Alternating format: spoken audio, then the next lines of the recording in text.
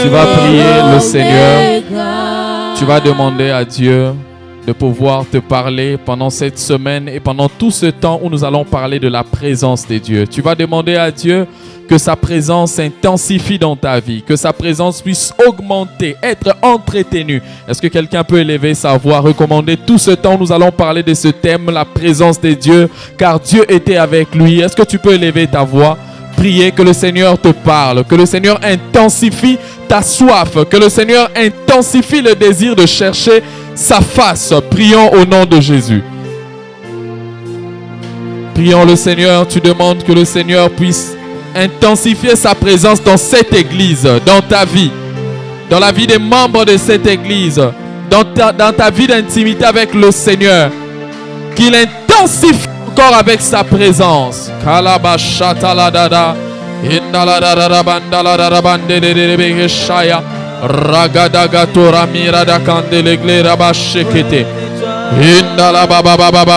Demande au Seigneur de te parler, de booster ta vie spirituelle. Demande au Seigneur de te parler, de te faire monter de gloire en gloire dans ta vie spirituelle, dans ta communion avec lui.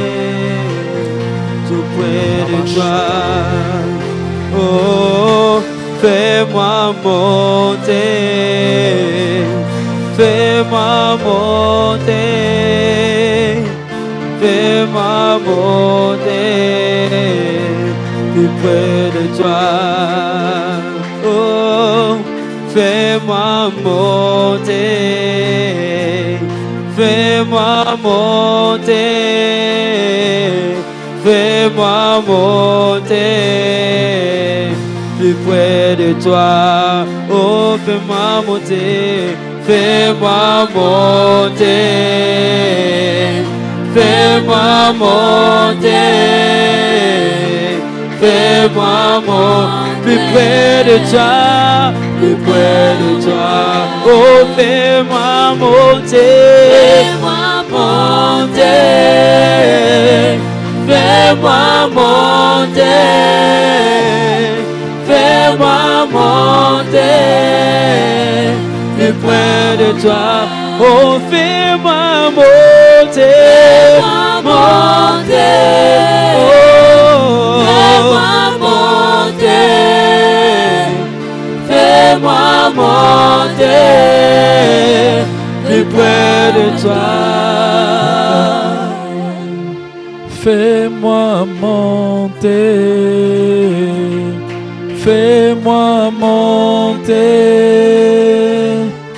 fais-moi monter de gloire en gloire, de gloire en gloire. Oh. Fais-moi monter, fais-moi monter,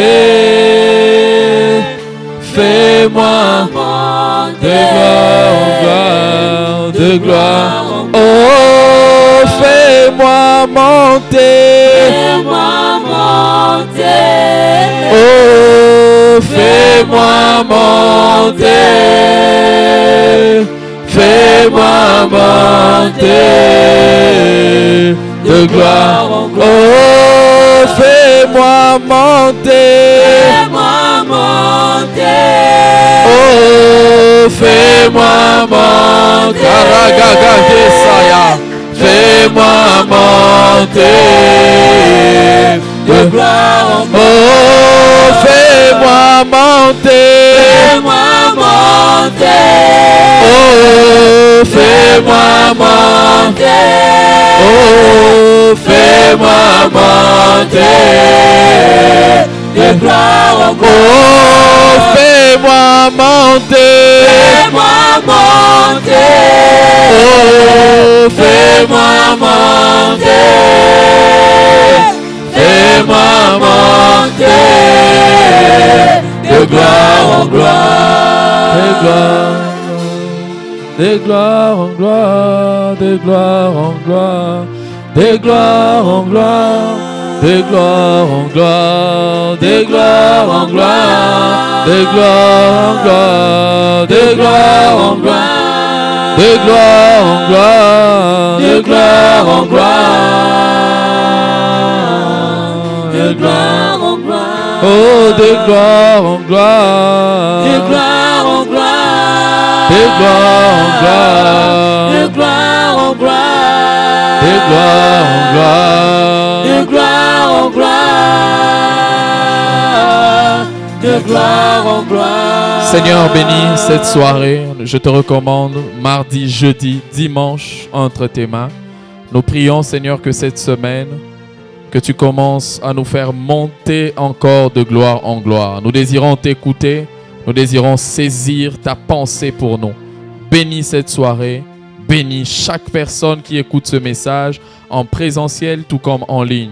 Je te prie que ce message puisse donner des effets dans la vie de chaque personne. Dans le nom de Jésus, nous avons ainsi prié. Amen. On acclame le Seigneur. Garde-moi cette mélodie. Nous restons debout. Nous allons lire deux textes de la Bible. Ésaïe chapitre. Merci à la chorale. Est-ce qu'on peut acclamer pour la chorale? Très fort. Est-ce qu'on peut bien acclamer pour la chorale, s'il vous plaît? Ésaïe chapitre 6, le verset 1er. Je vous salue au nom de Jésus. Ésaïe chapitre 6, le verset 1er jusqu'au verset 4. Et puis Actes chapitre 10, le verset 38. Ésaïe chapitre 6, le verset 1er au verset 4. Acte 10, le verset 38. La Bible déclare: l'année de la mort du roi Osias, je vis le Seigneur assis sur un trône haut ou très élevé, et les pans de sa robe remplissaient le temple. Dis après moi, remplissez le temple. Et la Bible dit, des séraphins se tenaient au-dessus de lui. Ils avaient chacun 6 ailes, 2 dont ils se couvraient la face, 2 dont ils se couvraient les pieds, et 2 dont ils se servaient pour voler. Ils criaient l'un à l'autre et disaient, Saint, Saint, Saint est l'Éternel des armées. Toute la terre est pleine de sa gloire. Dis après moi, toute la terre est pleine de sa gloire. Le verset 4, la Bible dit, les portes furent ébranlées dans leur fondement par la voix qui retentissait et la maison se remplit de fumée. Acte chapitre 10, le verset 38. Acte 10, 38. Acte 10, 38. Acte 10, 38. La Bible dit, vous savez comment Dieu a oint du Saint-Esprit et de force Jésus de Nazareth, qui allait de lieu en lieu, faisant du bien et guérissant tous ceux qui étaient sous l'emprise du diable, car Dieu était avec lui. Dis après moi, car Dieu était avec lui. Que Dieu bénisse sa parole, on peut se rasseoir. Amen. Le thème qui nous réunit ou avec lequel nous commençons ce soir, c'est car Dieu était avec lui. Car Dieu était avec lui. Lorsqu'on parle de Dieu qui est avec quelqu'un, on parle de la présence de Dieu. Et donc pendant tout ce temps, le Seigneur va davantage réveiller quelqu'un en lui donnant la culture de la présence de Dieu. Ce temps, le Seigneur va davantage allumer un autre feu. Au-delà de tout ce que nous avons vu Dieu faire la semaine passée, pendant tout ce temps, nous allons parler de ce thème. Je vous assure que nos cœurs vont brûler de l'amour pour Dieu. Nos cœurs vont brûler du désir de chercher Dieu, du désir de vivre le Seigneur dans une autre dimension. Alléluia. Je suis en train dans ce thème de parler de la présence de Dieu. Lorsqu'on dit « car Dieu était avec lui », Ici, on parle de Jésus-Christ. Je vais entrer en profondeur en évoluant. La Bible parle de Jésus qui faisait beaucoup de miracles. Il faisait beaucoup de choses. Et la Bible termine cette phrase en disant, ou ce verset en disant, car Dieu était avec lui. Et si on voyait donc Jésus faire des miracles, Jésus faire des grandes choses, c'est parce que il était accompagné de la présence de Dieu. Je vais y arriver. Alléluia. Et nous devons savoir, frères et sœurs, que la présence de Dieu est notre source, sans laquelle nous mourrons. La présence de Dieu est comme de l'oxygène pour la vie spirituelle de toute personne. Sans oxygène, un homme ne peut pas vivre. Sans oxygène, tu peux commencer à suffoquer. Sans oxygène, tu ne pourras pas tenir longtemps. Et quand tu es chrétien, sans la présence de Dieu, tu ne pourras pas vivre. Sans la présence de Dieu, tu ne pourras pas avancer. Sans la présence de Dieu, tu vas manquer de l'eau. Parce que la présence de Dieu est une source. Dans Genèse chapitre 2, le verset 16 à 17, la Bible dit: l'Éternel donna cet ordre à l'homme: tu pourras manger de tous les arbres du jardin, mais tu ne mangeras pas de l'arbre de la connaissance du bien et du mal, car le jour où tu en mangeras, tu mourras. Et nous voyons Adam qui a mangé de ce fruit avec Ève. Genèse chapitre 2, le verset 16 à 17. Mais la Bible montre qu'après avoir mangé, Adam et Ève ne sont pas morts. D'ailleurs, ils ont vécu beaucoup plus longtemps. Alléluia. Mais le Seigneur, parlant de la mort, ne parlait pas de la mort physique, mais il parlait du fait de leur enlever la présence de Dieu. Et Dieu voulait leur dire que le jour où vous toucherez à cet arbre, automatiquement vous allez perdre ma présence. Et Dieu dit que vous allez mourir. Pourquoi? Parce que perdre la présence de Dieu, c'est mourir. Perdre la présence de Dieu, c'est manquer de vie. Perdre la présence de Dieu, c'est ne plus vivre. Et la Bible montre que Dieu a dit que le jour où vous en mangerez, vous mourrez. Mais ils ont mangé, ils ne sont pas morts physiquement, mais spirituellement, ils ont perdu quelque chose. Et quand tu perds la présence de Dieu, dans le monde spirituel, tu ne vis plus. Quand tu perds la présence de Dieu, c'est alors que le diable, tu deviens une proie pour le diable. Quand tu perds la présence de Dieu, c'est alors que certaines victoires s'échappent également de toi. Quand tu perds la présence de Dieu, tu perds également le terrain que Dieu t'a donné. Parce que Adam et Ève, lorsqu'ils ont perdu la présence de Dieu, la Bible dit qu'ils ont été chassés du jardin. Quand tu perds la présence de Dieu, tu es chassé et tu perds le terrain qui est à toi. Et lorsqu'on parle de la présence de Dieu, il y a plusieurs aspects parlant de la présence de Dieu. Certains parlent de 2, d'autres parlent de 3. Moi, je parlerai de ces 3, des 3 bien sûr. Des 3 aspects de la présence de Dieu. Il y a premièrement la présence de Dieu qu'on appelle la présence de Dieu universelle ou la présence universelle de Dieu. La présence universelle de Dieu. C'est cette présence qu'on appelle... C'est plutôt cette présence qu'on dit aussi, c'est une présence liée à sa nature. Dieu est omniprésent. La première présence, c'est la présence universelle. Cette présence se trouve partout, dans toute la création. Au ciel, sur la terre, même en enfer. La Bible dit dans Psaume, le chapitre 139, le verset 7 à 10. Psaume 139, le verset 7 au verset 10. Écoutez ce que la Bible dit dans ces psaumes. 139, 7 à 10, la Bible dit, la Bible est en train de dire ici: où irai-je loin de ton esprit et où fuirai-je loin de ta face? Si je monte aux cieux, tu y es. Si je me couche au séjour des morts, écoutez, au séjour des morts, t'y voilà. Si je prends les ailes de l'aurore et que j'aille habiter à l'extrémité de la mer, là aussi ta main me conduira et ta droite me saisira. David est en train de parler ici dans ces psaumes. Il dit que partout je serai, partout j'irai, ta présence est avec moi. Et il dit, si même je suis emporté dans les séjours de mort, le terme séjour de mort ici veut dire Géol ou Sheol. Ça veut dire enfer. Et David dit, si je monte vers toi, tu es là. Mais si je descends aussi en enfer, tu es là. C'est ce qu'on appelle la présence universelle ou la présence de Dieu liée à sa nature. Dieu est omniprésent. Donc il est partout, même là où on ne l'adore pas. Même là où on ne le prie pas, comme il est omniprésent, comme c'est sa nature d'être omniprésent, il est partout, même en enfer. Même en boîte de nuit, Dieu est là. Parce que c'est la présence universelle. Il n'est pas là-bas parce qu'il approuve ce qui se fait, mais il est là parce qu'il est omnipotent, omniprésent. Alléluia. Donc la première présence, ce n'est pas une présence qu'on allume par la prière. Ce n'est pas une présence qu'on allume par le jeûne, par la sanctification. Non, c'est la présence universelle liée à sa nature. Parce qu'il est omniprésent, donc il est partout. Alléluia. Dans cette présence universelle ou la présence liée à sa nature, c'est dans les bons et dans les mauvais endroits. Pas besoin forcément de sainteté et de prière. Il est là. C'est la présence universelle. Ce n'est pas cette présence avec laquelle les chrétiens doivent normalement marcher. Parce que si le chrétien marche avec seulement la présence universelle de Dieu, ça veut dire que de la même manière que Dieu en enfer, Dieu aussi est présent avec toi. Ce n'est pas la bonne dimension. Alléluia. Mais il y a une deuxième présence qu'on appelle la présence incarnée. La présence de Dieu incarné. 2 Corinthiens chapitre 4, le verset 7. La Bible dit, nous portons ce trésor dans des vases de terre, afin que cette grande puissance soit attribuée à Dieu et non pas à nous. Dans cette deuxième présence, c'est cette présence qui habite en l'homme. C'est cette présence avec laquelle le chrétien marche tous les jours. Là, ce n'est pas universel, lié à sa nature.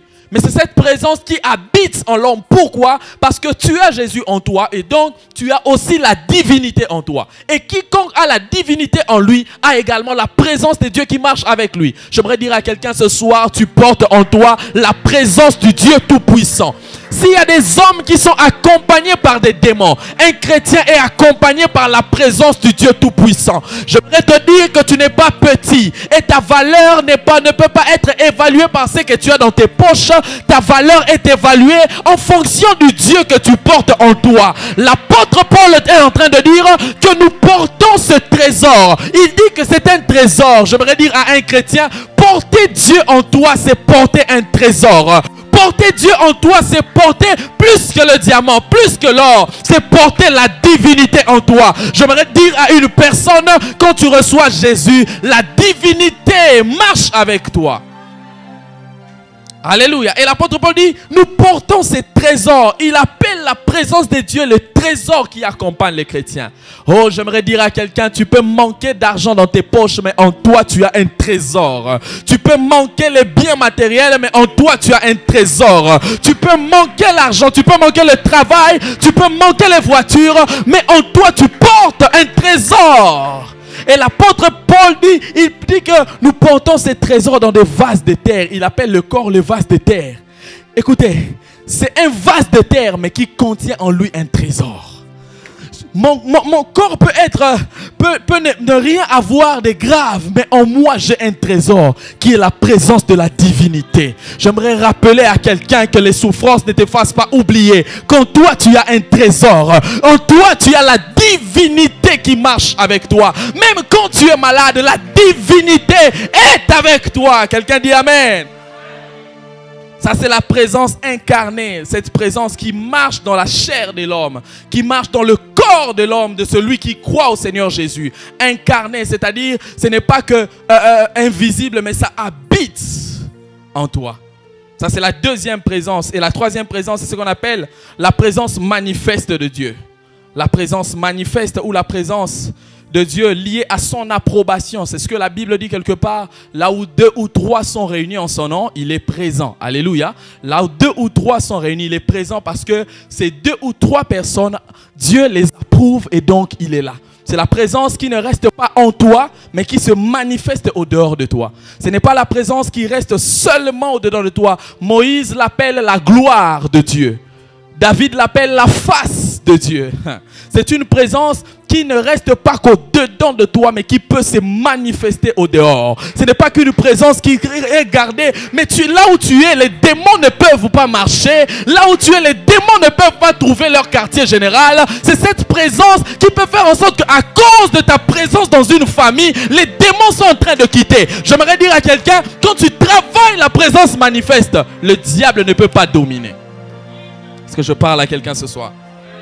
C'est ce qu'on appelle la Shekinah, la gloire de Dieu. Lorsque nous prions, nous demandons la Shekinah de Dieu. En d'autres termes, nous demandons que le Seigneur se manifeste de manière présente et visible. Et je prie au nom de Jésus que quelqu'un commence à vivre la présence manifeste de Dieu dans sa vie de prière. Lorsque tu entres en prière, tu commences à sentir que cet endroit est saturé de la gloire de Dieu. Cet endroit est saturé des anges qui sont là. Malgré je ne vois pas, mais je sais que les anges sont là. Pourquoi?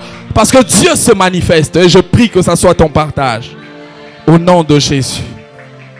Écoutez ce que la Bible dit dans ce texte. J'entre dans le vif de mon message. Je vais seulement introduire aujourd'hui. Et je vais en parler peut-être pendant 2 semaines. La Bible dit dans Actes chapitre 10, le verset 38. C'est ça le texte de base.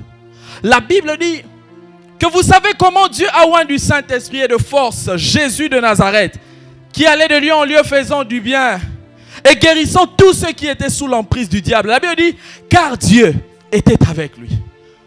Au fait, la Bible montre, écoutez, la Bible précise d'abord, vous savez comment Dieu a oint du Saint-Esprit Jésus de Nazareth. Lorsqu'on parle de Jésus ici, on parle de sa dimension humaine. Ce n'est pas sa dimension divine. Parce qu'on dit Jésus de Nazareth. Jésus de Nazareth, c'est la dimension humaine. Ici, on parle de Jésus comme un homme sur la terre. Parce que Jésus était 100% Dieu, 100% homme. Alléluia. Il était Dieu, mais il était homme.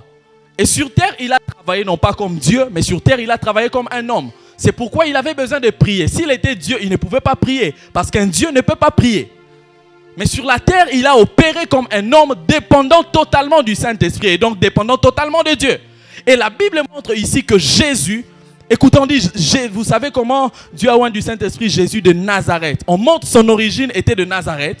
Et la Bible dit, car Dieu était avec lui. En d'autres termes, on montre que le Jésus qui est originaire de la terre ne marchait pas seul, mais il marchait avec un homme qui est au-dessus des humains de la terre. La Bible montre que Jésus de Nazareth était oint. Et tous les jours, la Bible montre que... car Dieu était avec lui, il guérissait les malades et tout le reste. Donc, on montre ici que Jésus n'était pas seul. Il ne conduisait pas sa vie seul. Alléluia. Il ne marchait pas seul. Il ne se conduisait pas seul. Mais Dieu était avec lui. Frère, lorsqu'on dit car Dieu était avec lui, en d'autres termes, on dit qu'il ne marchait pas seul. Lorsqu'on parle de la présence de Dieu, on parle, regardez, il y a des hommes, quand ils marchent, ils sentent la présence démoniaque. Ils sentent comme s'ils sont accompagnés par des hommes. Mais lorsqu'on parle également de la présence de Dieu, on parle d'une personne qui avance dans sa vie et il sent qu'il a Dieu autour de lui. Alléluia. Et Jésus, la Bible montre que Jésus, partout où il allait, il laissait des traces. Il allait de lieu en lieu faisant du bien. Pourquoi Jésus laissait des traces partout où il passait? La Bible précise, car Dieu était avec lui. Il ne pouvait pas rater certaines choses. Il ne pouvait pas passer quelque part sans laisser des traces. Pourquoi? Parce que la présence de Dieu était avec lui. Frères et sœurs, si certains ont besoin des démons pour influencer, nous on a besoin de la présence de Dieu pour impacter. Alléluia. Et la Bible montre que Jésus, partout où il passait, il laissait des traces. Frère, quand la présence de Dieu est avec toi, partout où tu passes, tu laisses des traces.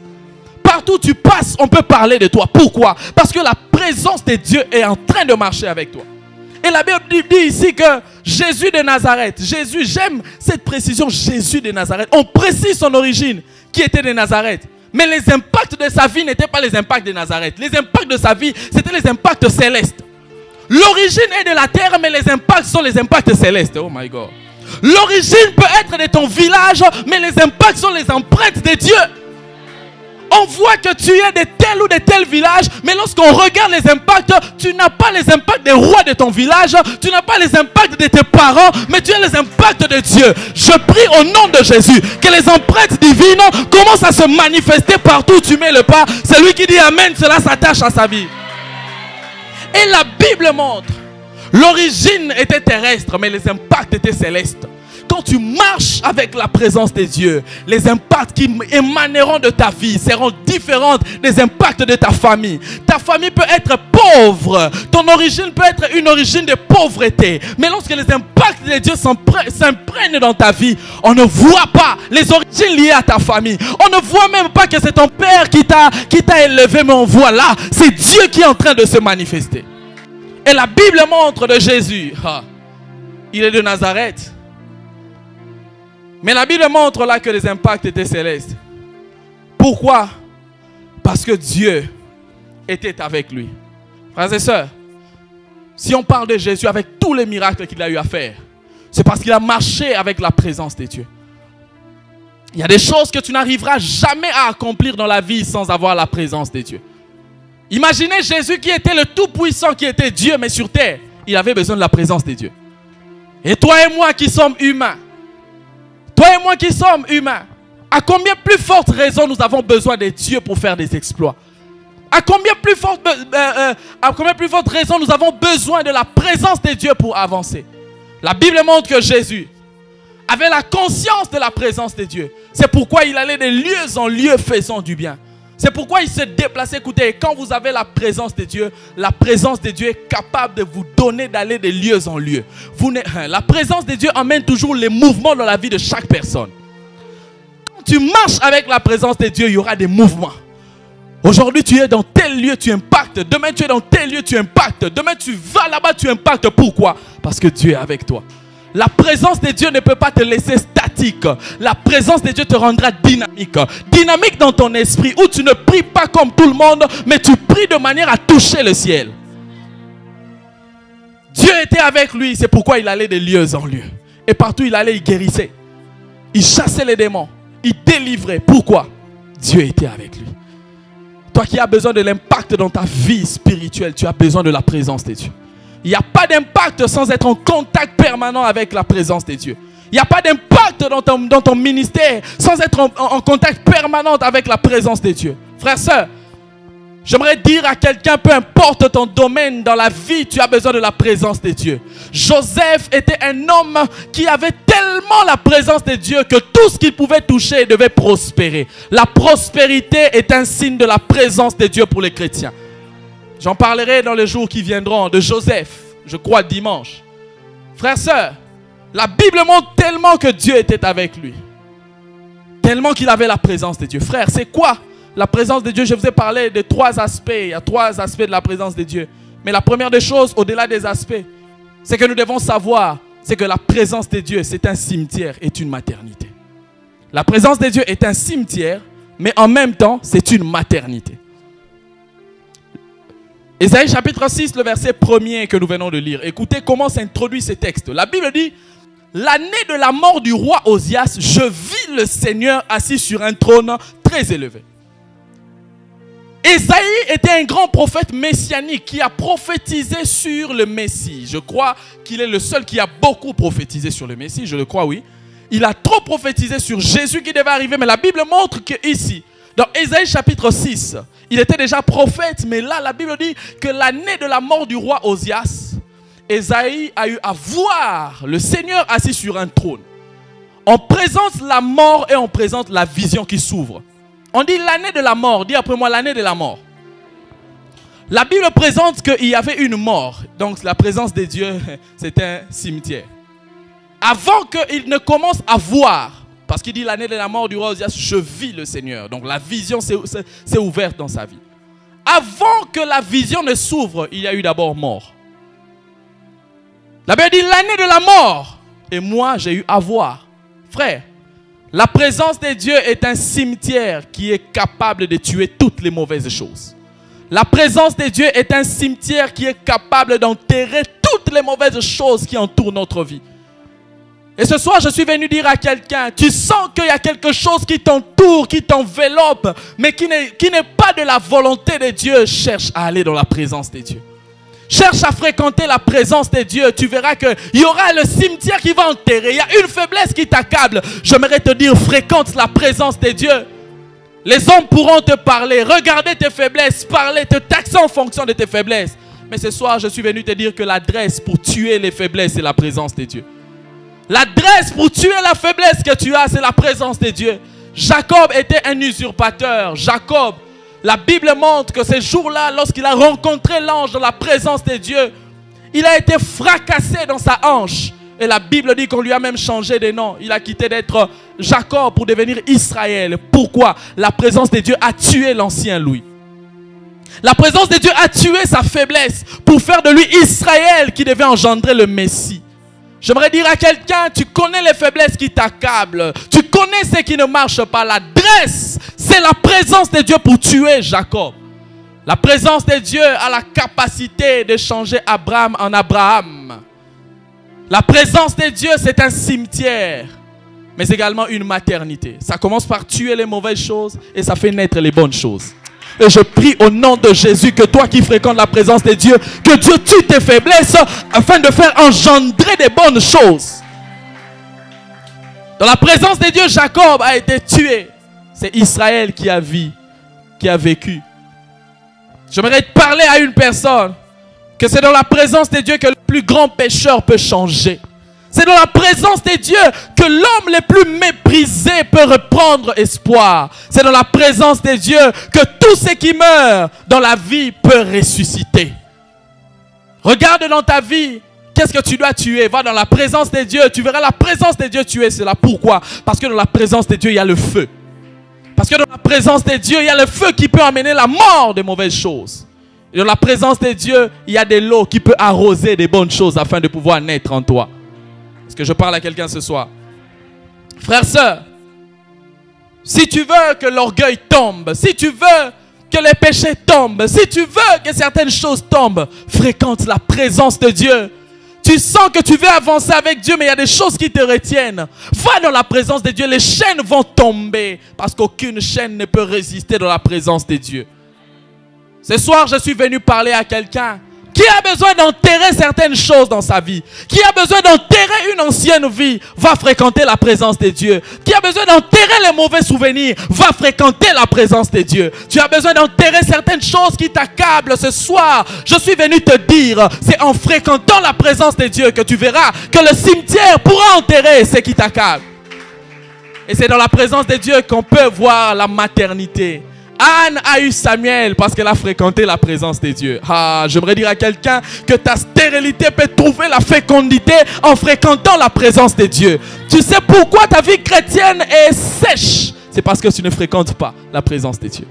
Tu as des dons spirituels qui sommeillent en toi. Tu as des choses qui s'endorment. Pourquoi? Parce que tu ne fréquentes pas de manière permanente la présence de Dieu. Et lorsque je parle de la présence de Dieu ici, je ne parle pas des cultes. Mais je parle de la présence qu'on entretient seul. Je parle de la présence de Dieu qu'on sait bien protéger nous-mêmes. Cette présence a la capacité d'engendrer de nouvelles choses. Des personnes qui ne prophétisaient pas peuvent commencer à prophétiser.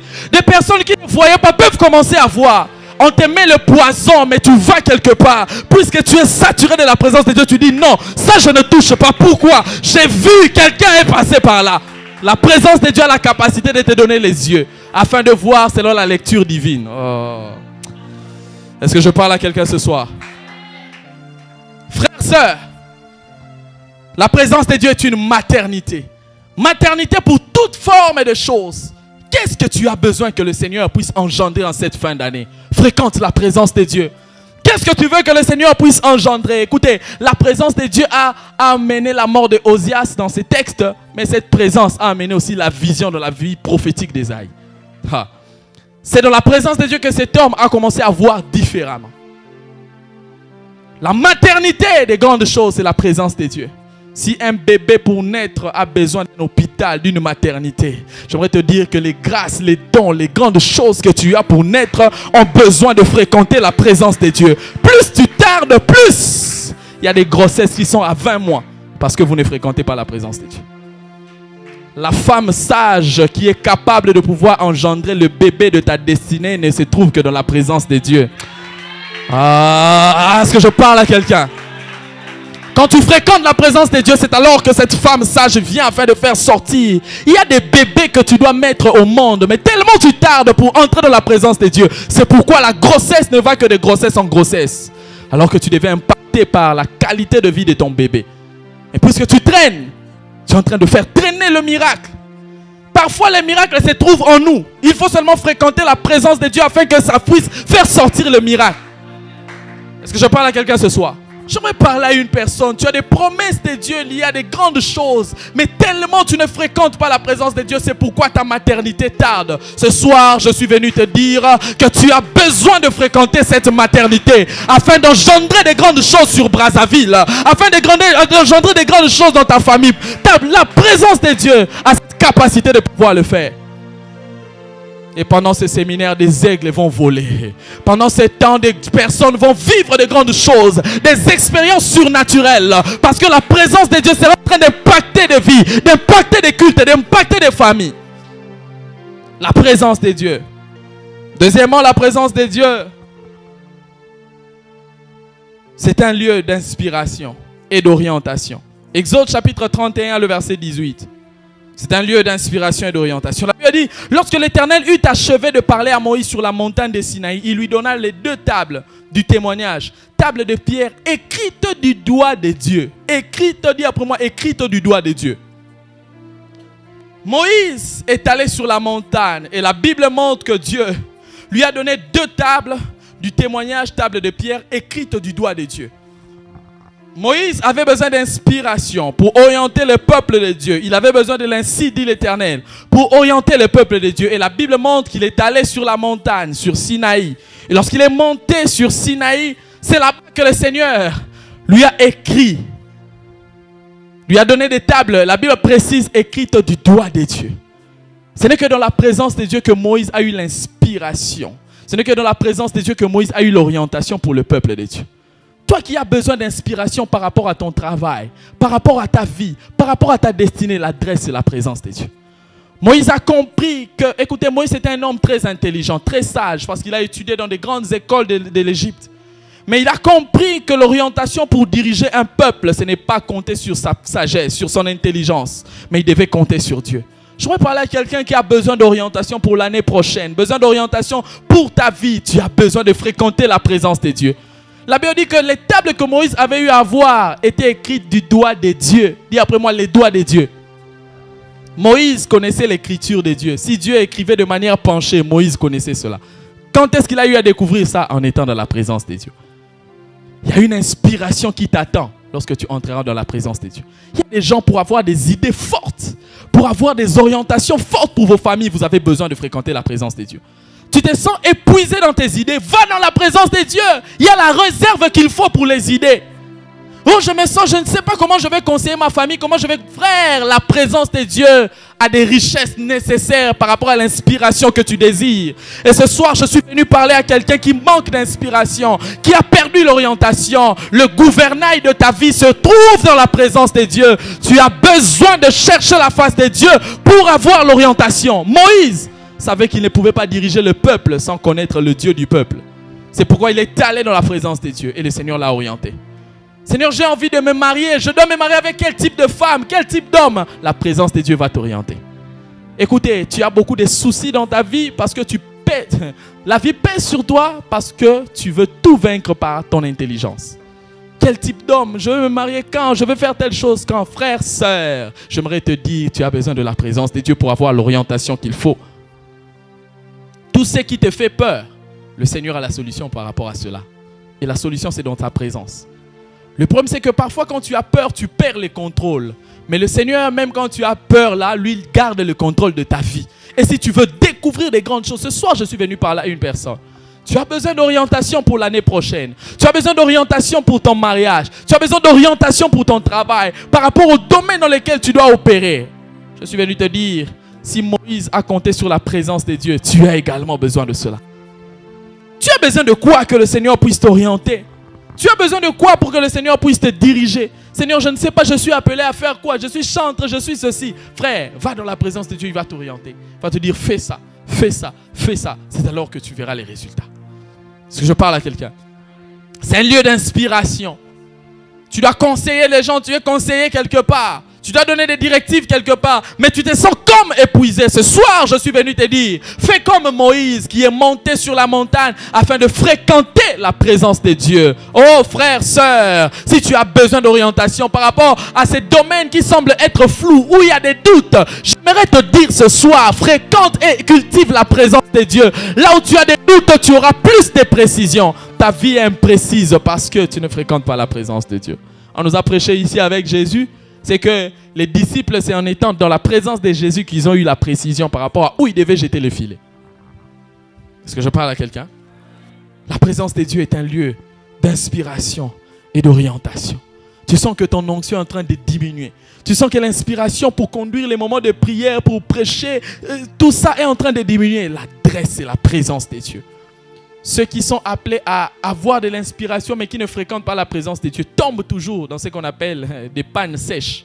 Tu vois pourquoi ta vie chrétienne est sèche? Parce que tu ne fréquentes pas la présence de Dieu. Tu n'as pas d'inspiration par rapport à comment tu dois avancer. Tu n'as pas d'orientation. Regarde ta vie chrétienne, comment elle est sèche. Regarde comment il y a le vide dans ta vie spirituelle. Regarde comment il y a ce vide. Tu ne sens rien, tu ne sais même pas où tu dois mettre le pas. Pourquoi? Il y a manque d'inspiration et d'orientation. Et la Bible dit qu'un peuple qui marche sans vision est un peuple qui marche sans frein. Un peuple qui manque de vision est un peuple qui marche sans frein. Tellement tu n'as pas de vision, tu n'as pas d'orientation, tu n'as pas d'inspiration. C'est pourquoi on te voit partout, tu fais tout. Tu n'as pas d'orientation, tu n'as pas d'inspiration. C'est toi qu'on voit avec telle catégorie de personnes. C'est toi qu'on voit avec telle catégorie de personnes. Tu ne sais pas où tu dois aller. Les embrouilles sur le chemin de ta destinée est un signe que tu as besoin de fréquenter la présence de Dieu pour avoir la précision. Tu peux faire tout en même temps. Aujourd'hui, c'est le voyage de tel pour le commerce. Tu pars faire. Demain, c'est telle chose qui naît. Tu pars faire. Même dans ton commerce, il y a un désordre d'orientation. Parce que tu ne fréquentes pas la présence de Dieu. Tu veux faire tout ce que... Écoutez, on peut tout faire, mais on n'est pas appelé à faire tout. On peut tout faire, mais on n'est pas appelé à réussir partout. Tu dois savoir où est-ce que tu dois réussir. C'est quoi ton terrain d'explosion? C'est quoi ton terrain où tu dois gagner la vie? Ce n'est pas parce que tout le monde va en France que toi aussi tu dois aller en France. Ce n'est pas parce que tout le monde va comment on appelle ça? En Turquie. Que toi aussi tu dois aller là-bas. Non. Si d'autres peuvent réussir dans le commerce, toi tu peux réussir dans autre chose. Mais si tu veux connaître ça, tu as besoin de la présence de Dieu. Est-ce que je parle à quelqu'un? Tu tâtonnes dans le domaine de tes affaires parce que tu ne fréquentes pas la présence de Dieu. Tu vas dans tel domaine, on t'escroque.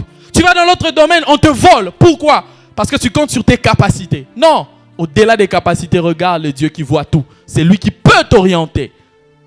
Alléluia. Il y a des gens, c'est avec des petites choses. Mais si c'est le Seigneur qui a parlé par rapport à cela, c'est là-bas que vous allez réussir. Le tâtonnement dans ta destinée est un signe que tu ne demandes pas à Dieu où est-ce que tu dois partir. L'année va finir. Mais est-ce que tu demandes à Dieu, Seigneur, comment je dois gérer ma vie en 2023? Comment je dois faire en 2023? Les mêmes échecs de 2022, 21, 20, 19. Tu regardes ça, tu observes. Non, frère, parfois, tu dois te dire non. Là, j'ai besoin de l'orientation divine. J'ai besoin de la direction divine par rapport à ma vie. Tu échoues, rien ne marche. Tu veux attraper les sorciers. Ce n'est pas toujours les sorciers, c'est parfois ta paresse à rechercher la présence de Dieu. Alléluia. Une dernière des choses pour ce soir, une avant-dernière. La présence de Dieu est un lieu de consolation. Dis après moi, lieu de consolation.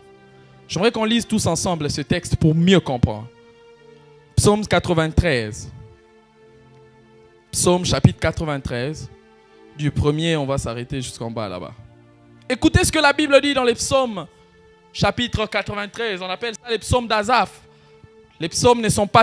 ce n'est pas écrit tout par David. Moïse a écrit les psaumes, Salomon a écrit les psaumes, Asaph a écrit les psaumes, Joseph a écrit les psaumes, les fils de Corée et tout le reste. Écoutez ce que la Bible dit. Psaume chapitre 93. Suis très très bien cette lecture. La Bible dit, psaume d'Asaph. Oui, Dieu est bon pour Israël, pour ceux qui ont le cœur pur. Écoutez, toutefois mon pied allait fléchir, mais pas été sur le point de glisser, car je portais envie aux insensés, en voyant le bonheur des méchants. Donc il est en train de constater que les méchants, ils ne prient pas, mais c'est eux qui réussissent dans la vie. Ils ne vont pas à l'église, mais c'est eux qui avancent. Hein? Il dit, car je portais envie aux insensés, en voyant le bonheur des méchants. Écoute, il dit, rien ne les tourmente jusqu'à leur mort. Et leur corps est chargé d'un bon point. Ils font le mal, mais ils ont la bonne santé. Mais moi, je prie, c'est moi qui suis maigre. Il dit, ils n'ont aucune part aux souffrances humaines. Ce sont les méchants. Mais ils n'ont pas de souffrances humaines. Ils ont l'argent. C'est eux qui roulent dans de belles voitures. Mais nous prions. Rien ne marche. Il dit, ils n'ont aucune part aux souffrances humaines. Ils ne sont point frappés comme les restes des hommes, alors que les restes des hommes sont frappés ou est frappé. Mais les méchants prospèrent dans sa voie. C'est ce qu'il dit. Il dit aussi, l'orgueil leur sert de collier. La violence et les vêtements qui les enveloppent. Ils ont l'orgueil comme les colliers. La violence et le vêtement qui les enveloppe. Il dit, l'iniquité sort de leurs entrailles. Donc, ils respirent l'iniquité. Les pensées de leur cœur se font jour. Ils raillent et parlent méchamment d'opprimés. Ils profèrent des discours hautains. Ils élèvent leur bouche jusqu'aux cieux et leur langue se promène sur la terre. Voilà pourquoi son peuple se tourne de leur côté. Voilà pourquoi son peuple se tourne de leur côté. Il avale l'eau abondamment. Écoute, et il dit, comment Dieu saurait-il? Comment Dieu saurait-il? Comment le Très-Haut connaîtrait-il? Ainsi sont les méchants, toujours heureux. Écoute, les méchants sont toujours heureux, selon Asaph. Il dit, ils accroissent leur richesse. Ils sont méchants, mais ils deviennent de plus en plus riches. C'est donc en vain que j'ai purifié mon cœur. Moi, je purifie mon cœur, mais rien ne marche. Ah, Asaph. Il dit, et que j'ai lavé mes mains dans l'innocence. Chaque jour, je suis frappé. Tous les matins, mon châtiment est là. Moi qui prie, mon châtiment est toujours là. Il dit, si je disais, je veux parler comme eux. Il dit, quand je vois ça, au-dedans de moi, il m'arrive de vouloir parler comme eux. Voici, je trahirai la race de tes enfants. Quand j'ai réfléchi là-dessus, pour m'éclairer, la difficulté fut grande à mes yeux. Il a dit quand il réfléchit sur comment les méchants évoluent, comment les païens évoluent, ceux qui ne vont pas à l'église se marient, tout va bien et tout. Il a dit quand il a réfléchi par rapport à cela, la difficulté est devenue encore plus grande à ses yeux. J'aime la suite. Il dit jusqu'à ce que j'eusse pénétré dans les sanctuaires de Dieu. Aïe, aïe, aïe, aïe, aïe. Et que j'eusse pris garde au sort final des méchants. Oui, tu les places sur des voies glissantes. Tu les fais tomber et les mets en ruine. Il était dans une désolation, Asaph. Il se disait comment, comme je vous ai dit, comment les méchants prospèrent, comment les méchants avancent. Mais moi qui crains Dieu, rien ne marche, rien n'évolue et tout ça. Il a dit, quand il s'est mis à réfléchir, il a dit que la difficulté est devenue encore beaucoup plus grande. Parce que la réflexion sur certaines choses fait empirer davantage. Quand tu réfléchis, mais comment moi je prie, moi je jeûne, moi je fais ça. Plus tu réfléchis sur ça, tu peux perdre même la foi. Il a dit quand il réfléchissait, la difficulté fut grande. Et écoutez, il dit, jusqu'à ce que j'eus pénétré dans les sanctuaires de Dieu. En d'autres termes, jusqu'à ce que je suis allé dans la présence de Dieu. La consolation par rapport à ce qu'il voyait est venue parce qu'il a fréquenté la présence de Dieu. S'il ne fréquentait pas la présence de Dieu, il allait craquer avec ses observations. Tu sais pourquoi tu craques par les observations qui sont autour de toi? Parce que tu restes dans la réflexion humaine. Tu sais pourquoi la vie te stresse autant? Parce que tu restes dans la réflexion humaine. Mais cet homme, la Bible dit, que alors que tout ça le faisait mal, il est allé dans la présence de Dieu pour aller se faire consoler. Frère, toi qui as des blessures, tu as des choses qui pincent ton cœur. Tu as besoin de la consolation de la présence de Dieu. Tu as besoin de la consolation de la présence de Dieu. Asaph a vu tout ce qui s'est passé. Il est allé se faire consoler. Où c'est? Dans la présence de Dieu. Si tu restes avec le stress du monde, frère, les problèmes de la terre te détruiront. Tu as besoin de la consolation de Dieu. Le monde a beaucoup de stress. Vous savez combien de personnes se suicident? Combien de personnes se donnent la mort? À cause de quoi? Du stress de la vie. De la dépression. Je déprime. Tant que tu restes dans tes dépressions, tu peux mourir. La terre, ou les choses qui se passent sur la terre ici, frère, ça peut te tuer. Et Asaph, il avait commencé à déprimer. Toute sa vie, il se posait des questions. Il a commencé à se déprimer. À déprimer plutôt. Jusqu'à ce qu'il est entré dans la présence de Dieu. Et quand il est entré dans la présence de Dieu, Dieu a changé sa manière de voir les choses pour comprendre que oui, ces personnes sont en train d'être heureux sur la terre. Mais leur sort final, c'est le châtiment. Mais quand il était en dehors de la présence de Dieu, il regardait comme je l'ai dit tout à l'heure. Mais comment moi je prie, moi je jeûne, ça ne marche pas. Mais toutes ces personnes qui ne vont pas à l'église, quelqu'un aussi se pose ces questions. Il se dit, mais comment toutes ces personnes qui ne prient pas, eux ils sont bien, ils n'ont pas de combat. Écoutez, le diable ne combat pas les personnes qui sont entre ses mains. Le païen est déjà entre ses mains, il va le combattre comment? Écoutez, la gravité de tes combats montre que tu n'es pas dans les camps du diable. Et la Bible montre que Asaph, lorsqu'il est venu dans la présence de Dieu, c'est là que Dieu l'a consolé. C'est là que le Seigneur a essuyé les larmes. Je suis venu parler à quelqu'un qui pleure depuis des moments. De manière interne ou externe. La consolation, c'est la présence de Dieu.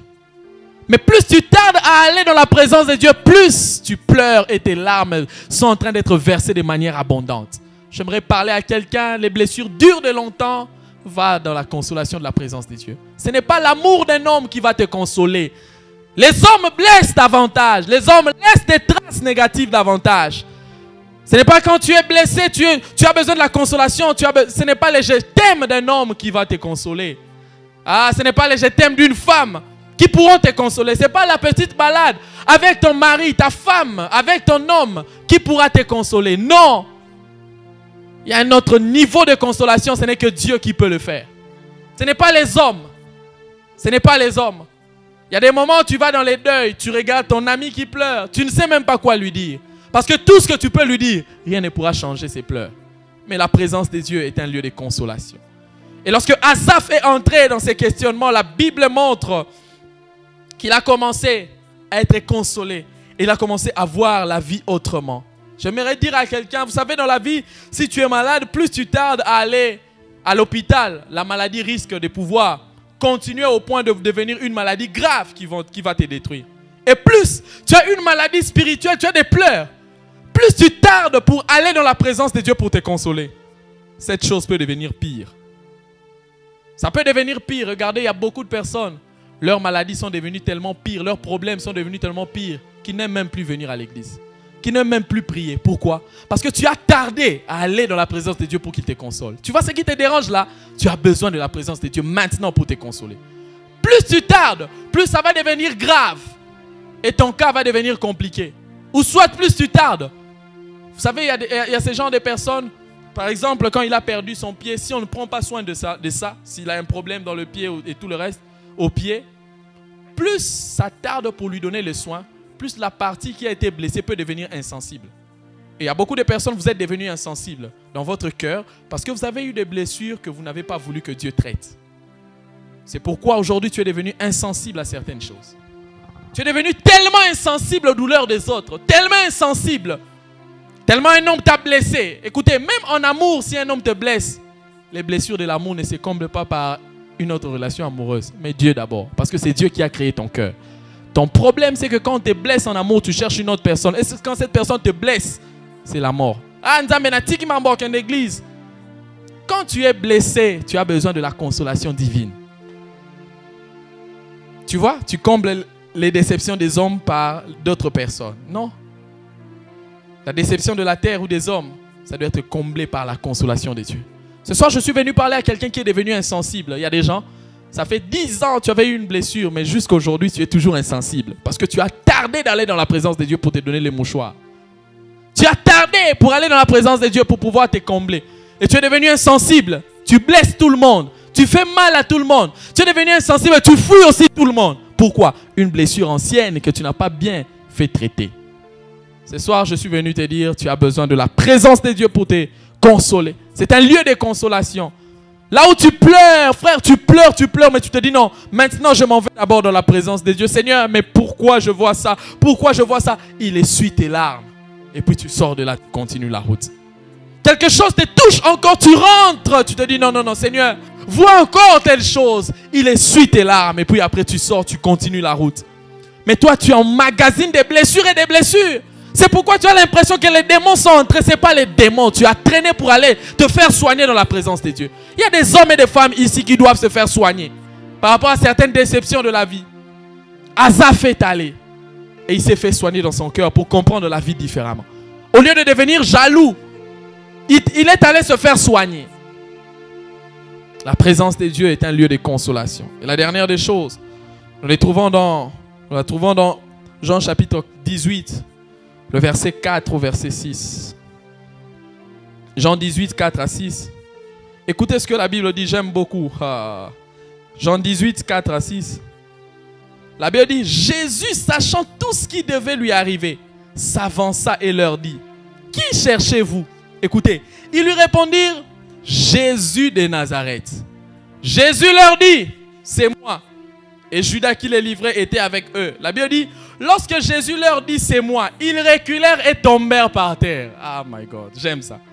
La Bible dit, lorsque Jésus s'est présenté devant les soldats qui sont venus l'arrêter, les soldats ont reculé et sont tombés par terre. La dernière des choses que j'aimerais te dire ce soir, c'est que la présence de Dieu fait reculer et fait tomber tes problèmes. La Bible montre que Jésus devait être arrêté. Alors qu'il pose la question, vous cherchez qui? La Bible dit, lorsqu'il s'est seulement présenté, sa présence a fait reculer et tomber les soldats. J'aimerais dire à quelqu'un, quand tu cultives tellement la présence de Dieu, tes problèmes, lorsqu'ils se présentent devant de toi, ils reculent et ils tombent. Pourquoi? Parce que la présence de Jésus fait reculer et fait tomber des choses. J'aimerais dire à une personne, cultive la présence de Dieu. Tu verras les sorciers reculer. Tu verras les obstacles reculer. Tu verras des choses reculer. Pourquoi? Parce que la présence de Jésus ne laisse pas un soldat debout. Il met à terre tous les soldats. Lorsque Jésus s'est présenté, les soldats ont reculé et sont tombés. Quand tu cultives la présence de Dieu, les problèmes reculent et tombent. Les célibats reculent et tombent. La stérilité recule et tombe. Les chômages reculent et tombent. Les chèques reculent et tombent. Pourquoi? La présence de Jésus ne fait résister aucun obstacle. Je suis venu parler à quelqu'un.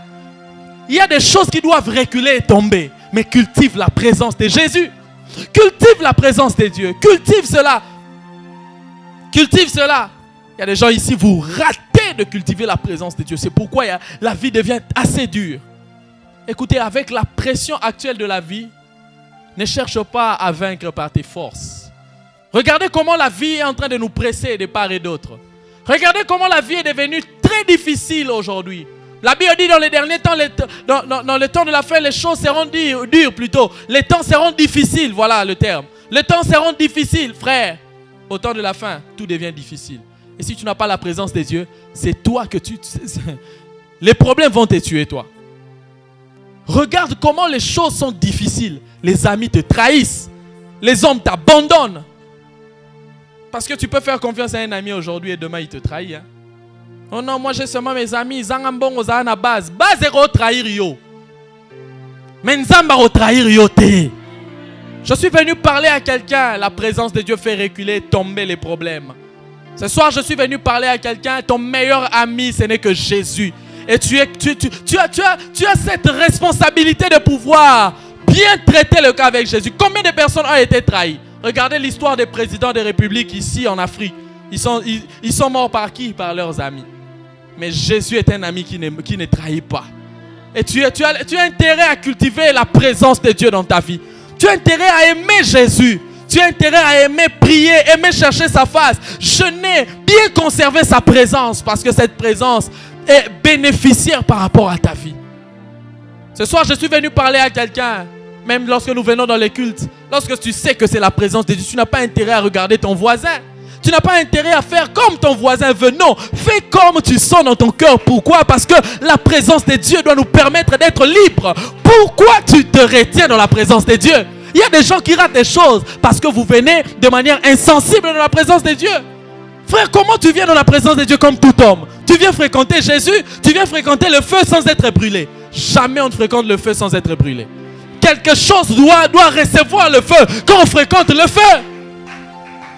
Ce soir, je suis venu pousser quelqu'un à aimer la présence de Dieu. Les exploits de Jésus, c'est parce que Dieu était avec lui. C'est parce qu'il avait la présence de Dieu. Frère, et la Bible dit, avec Dieu, nous ferons des exploits. Ce n'est que quand tu as la présence de Dieu que tu peux faire des exploits. Ce soir, je suis venu parler à quelqu'un. Les exploits t'attendent jusqu'à ce que tu vas cultiver la présence de Dieu. Les grands exploits, le succès t'attend jusqu'à ce que tu vas fréquenter la présence de Dieu.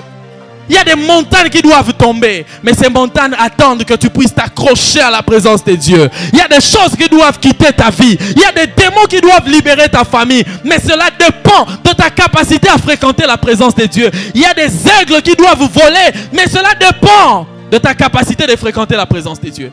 Asaph, quand tu n'entres pas dans la présence de Dieu, tu as la perception de la vie de tous. Mais quand tu entres, c'est alors que Dieu te donne une autre orientation. Et tu vois la vie différemment. Tu sais pourquoi tu vois aussi que la vie est dure? C'est parce que tu ne fréquentes pas la présence de Dieu. Tu vois combien... En fait, je ne dirais même pas que tu vois que la vie est dure, mais tu es focalisé sur le côté dur de la vie parce que tu ne fréquentes pas la présence de Dieu. J'aimerais parler à quelqu'un ce soir. Quand Dieu est avec toi, peu importe les douleurs de la vie, tu iras de lieu en lieu et tu feras du bien. Peu importe les complications, la Bible montre qu'il y avait persécution, mais Jésus allait de lieu en lieu faisant du bien. Il y avait la guerre contre les chrétiens, mais Jésus allait de lieu en lieu faisant du bien. Quand tu fréquentes la présence de Dieu, ce n'est pas les sorciers du Congo qui vont t'empêcher. Ce n'est pas les sorciers de ta famille qui vont t'empêcher. Ce ne sont pas les occultistes dans ton travail qui vont t'empêcher. Non, la présence de Dieu va briser les chaînes. Jusqu'à quand tu tardes à fréquenter la présence de Dieu, tu traînes avec tes amis, mais tu ne traînes pas dans la présence de Dieu. 2 heures seulement de culte, tu te fatigues. Il suffit qu'on... Mais comme ça, comment tu feras du bien? Comment tu feras des exploits? La présence de la culte à 2 heures. Pour fréquenter Dieu, comment tu vas gagner la vie? Comment tu vas réussir dans la vie avec cette vie de légèreté? Tu ne fréquentes pas la présence de Dieu.